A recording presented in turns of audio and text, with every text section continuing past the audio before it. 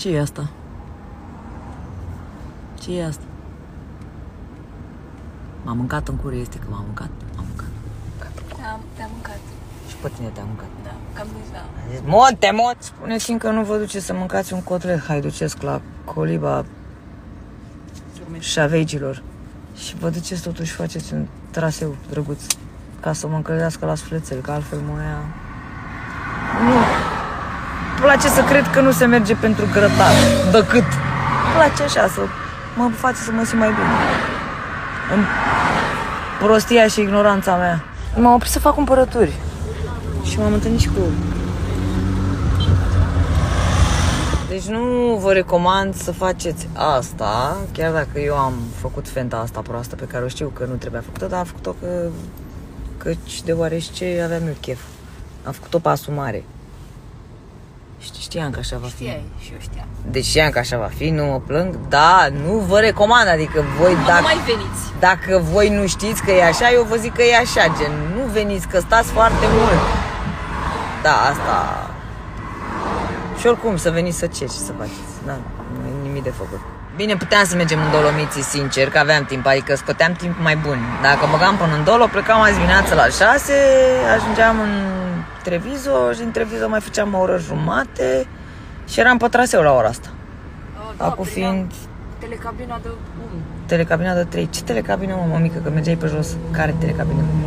Cu ce telecabină urci tu în Dolo? Telecabina și pe aia cumpărai, te dai frumos la vale, făceai într-o zi. Când faci tu asta în Dolomiții? Da, urci tu cu telecabina în Dolomiții? Ia... Da, mă canciată, pregătit. S-a trezit, prindea telecabina. Bam! Uha!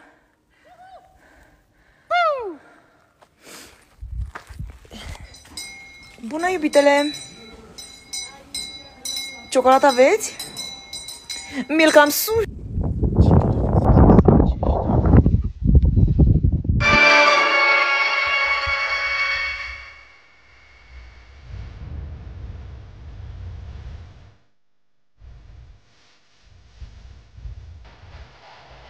Cântă mai tare dacă tu. Frumoasă și eu vară senină.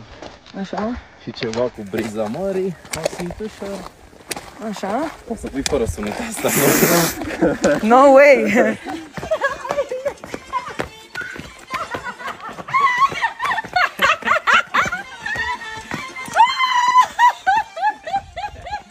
Face, Doamne, prunele!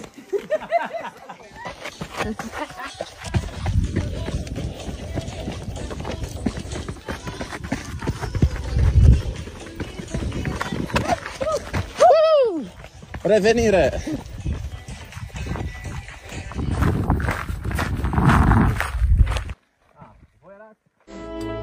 That's the way every day goes. Every time we've no control. If the sky is pink and white, if the ground is black and yellow, it's the same way you showed me. Not my